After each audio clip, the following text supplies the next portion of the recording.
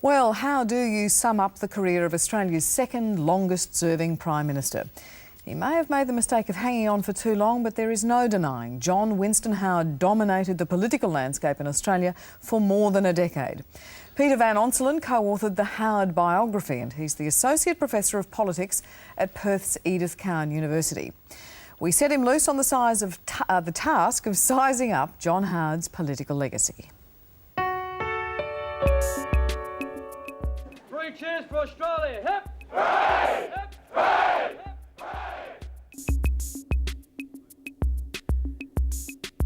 Politics is public service.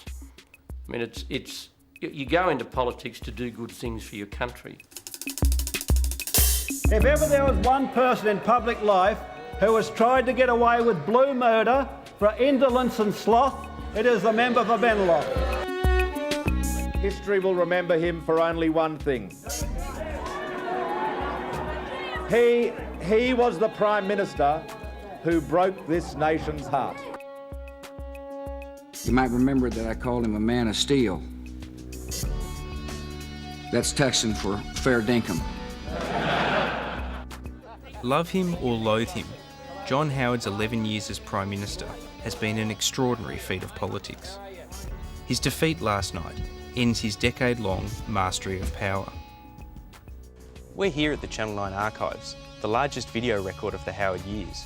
We're here to look back at his career and see how he personally made a difference, how he used his power to leave his own mark on Australia and the way we live.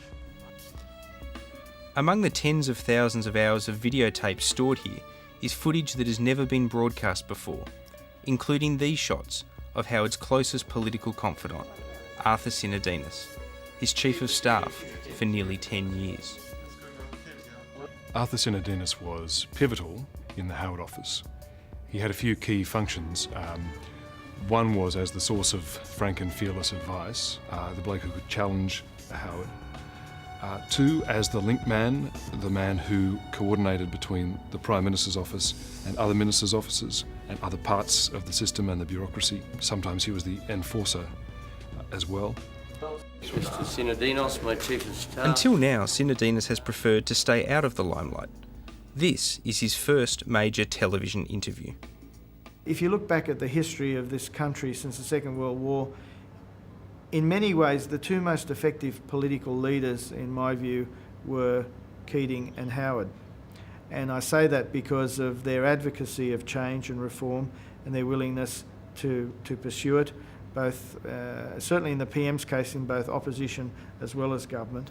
When Howard took over the Prime Ministership, he'd supported many of Keating's microeconomic reforms. However, once in power, he discovered the true state of the budget was far worse than expected. Howard and Sinodinos began a policy of economic slash and burn to reduce the budget deficit. We weren't quite sure how big it would be, and the 9 or 10 billion, whatever it turned out to be, was a bit bigger than we had expected. But it stilled his determination and Peter Costello's determination that this was the opportunity to reorder some of the priorities of government. Howard and Sinodinos could not have known then what was about to happen in Australia's own backyard. Parts of it are in recession, other regions are in depression, while some countries are staggering but still surviving.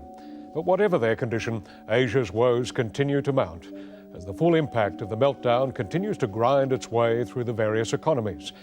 Here in Australia, we await the full impact. Was there a correlation between Australia's ability to withstand the Asia crisis and having a prudent fiscal policy? Absolutely. It was crucial that Australia retain investor confidence and international confidence in that period, and it did. Part of that international confidence was instilled by Howard's decision to give the Reserve Bank its independence to set interest rates. It was an important signal to the markets and to the world economy that monetary policy here was going to be independent and transparent.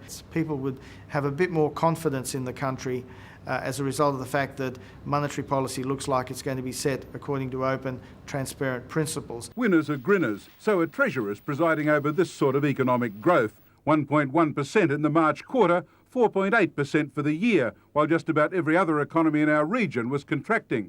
The opposition says Mr Prosser has clearly breached the ministerial code of conduct. Despite their early economic successes, Howard's government was marred by ministerial scandals and forced resignations. What you have just written out is a political suicide note. They fell behind Labor in the polls. Howard got things back on track by breaking his most famous promise. There's no way that GST will ever be part of our policy. Never ever. It's dead. It was killed by the voters in the last election. We do need a new tax system for a new millennium. We remain committed, resolutely committed, to reforming the Australian taxation system. The idea of an unpopular tax saving a government might sound strange, but Howard is both a fighter and an ideologue. Suddenly he was fighting for something he strongly believed in. It will be good for Australia. It will be good for Australia.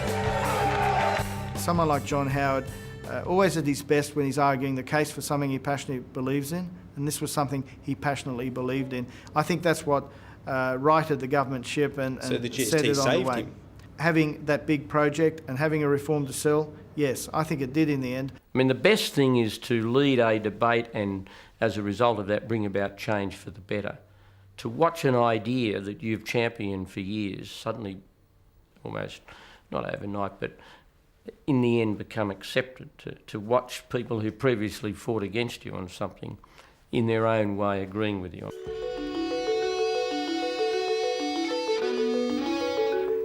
Howard won the closely fought 1998 election and went about implementing his GST. But more than economics was dominating the first half of his prime ministership. Pauline Hanson has strong views, and she didn't water them down when she appeared on national television at lunchtime. I'd like immigration stopped completely. Bring more people. We are in danger of being swamped by Asians. Everything she says is how I feel anyway. Despite the Prime Minister's plea for protesters to ignore Pauline Hanson, hundreds were out in force again last night. Violent, unruly demonstrations are un-Australian. If you don't want Pauline Hanson's views to spread, don't demonstrate against her. Do you now look at the way you handled the Hanson issue, and do you take on board the criticism that you should have pounced on that bandwagon sooner than you did? No, I don't. So you defend the way you handled the Hanson issue? I think there was an outrageous overreaction. Appearing to flirt with the ideas of the movement, appearing to be sympathetic, but then annexing the votes and gutting the movement. That's what he did effectively. Is that a price worth paying? Is it worth giving the appearance that you are stealing the policies if you're going to get rid of the division? Well, it was very successful politically. It won back a lot of votes for the coalition on the right of the political spectrum. It was it consigned One Nation to the historical dustbin, and it moderated the potential influence that bloc may have had with some other historical outcome. One of the huge paradoxes in Australian politics is that while Howard was winning back the trust of One Nation voters, he was actually increasing Australia's immigration intake. But Howard's welcoming immigration policy didn't extend to boat people. Fully armed, 30 men were sent in a high-powered assault boat under orders to board and secure the MS Tampa. When did you first realise the political benefits in Tampa? Well, the morning that we heard that the people on the Tampa had sought to make the captain come back towards Australia, we saw then that this was a challenge to our immigration policy and that we had to do something about it. We will decide who comes to this country and the circumstances in which they come. Howard's decision to block the Tampa's entry to Australia ensured he would go down in history as a controversial figure. He had used an emotional human rights issue to improve his popularity. However, his detractors misunderstood him by not realising he also deeply believed in what he was doing. And we should not forget, blocking Tampa was very, very popular. The Labor governments were having increasing difficulty keeping public support for the immigration program. What Howard did was he beefed up the intake at the same time by taking a hard rhetorical, political line against some immigrant issues and refugee issues, actually built public support so that it's back enjoying majority support. What the hell is that? Holy. Oh my God! Tell me about your first conversation with John Howard after the planes hit the Twin Towers. The impression it made on him was, this attack on the American homeland showed how serious the war on terror was. Is it possible that he would have been less bullish about the US alliance had he not been there firsthand? But I think being there gave it an emotional edge that might otherwise have been missing. I think that's right. I think he really felt it because he saw them close up. He saw the impact it had on the Americans. He saw the impact it had on the administration. It gave it an emotional resonance that it might otherwise have lacked. Incumbents usually benefit when national security is at risk. Behind in the polls for most of his second term, Tampa and September 11 helped turn things around. The election was suddenly Howard's for the taking. With his win in 2001, Howard gutted Labor. He had asserted himself as a dominant force on Australian politics. The second half of his prime ministership would be shaped by how he chose to use his power. With 2 terms under his belt, Howard became more relaxed in the job. He turned his attention to Asia and increasingly travelled the world. Keating thought Asian leaders wouldn't deal with Howard, but they did. Paul Keating misunderstood Asian leaders. Asian leaders will deal with whom they have to deal with. They don't necessarily see themselves as having a view on the domestic politics of another country. Hello. Good. The way he was able to establish a rapport with leaders in the region early on was important. He became very close to Jiang Zemin. He liked Jiang because Jiang was a character. He used to talk about Western movies and break into Western songs. They were good mates.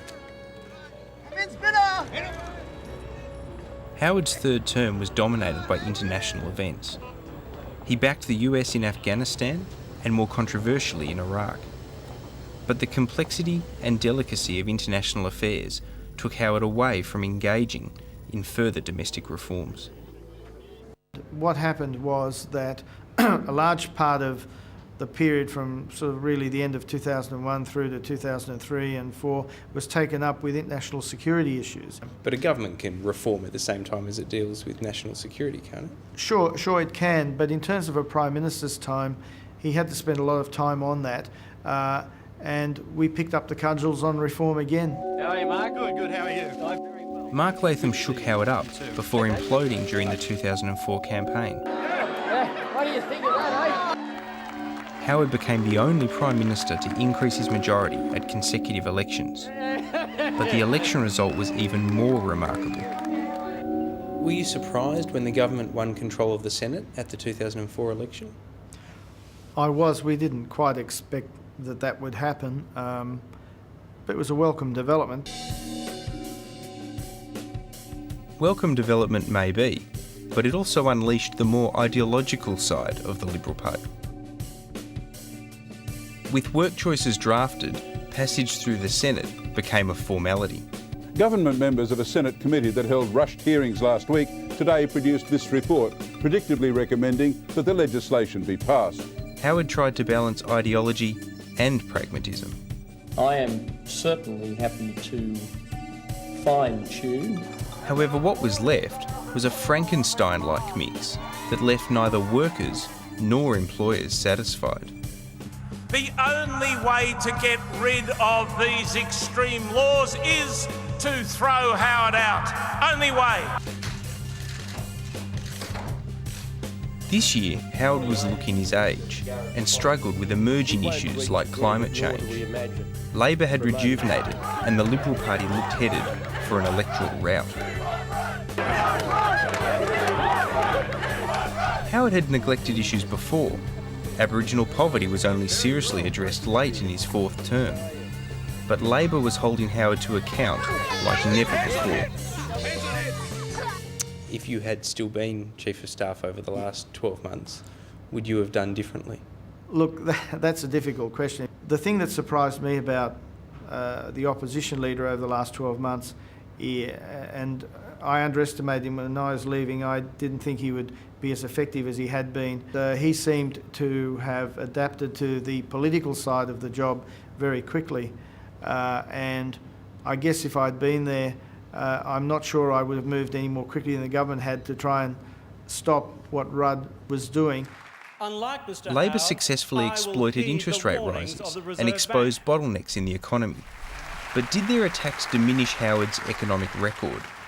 In some ways, the Howard government has been a lot more substantive, I think, than it's got credit for.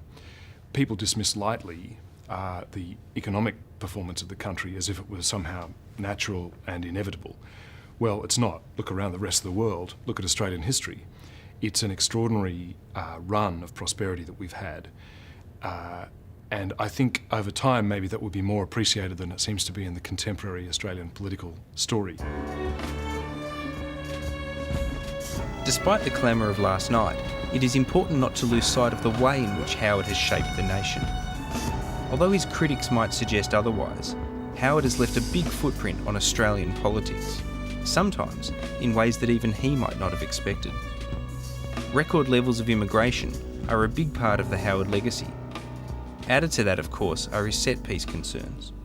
I want Australia to be a country which has, is a secure country, has national security. I want it to be a country of economic strength. And I also, very importantly, want it to be a country of social stability. Social stability in changing times is difficult to manage. The best leader to oversee such times is not necessarily one who embraces change unambiguously in a big picture of social transformation, but one who seeks to reassure and proceeds with caution. John Howard has always been a social conservative, but he knows the importance of radical reform.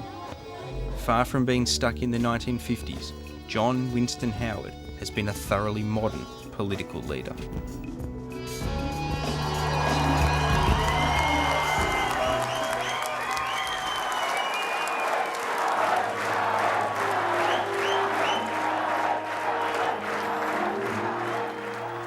Yeah, Peter Van Onselen reporting our cover story there. He's blossomed. He's turned out to be one of the finds of this election campaign, hasn't he? He's very good. How do you think history will judge John Howard? I don't think it's maybe too early. I don't think it's going to be so positively kind.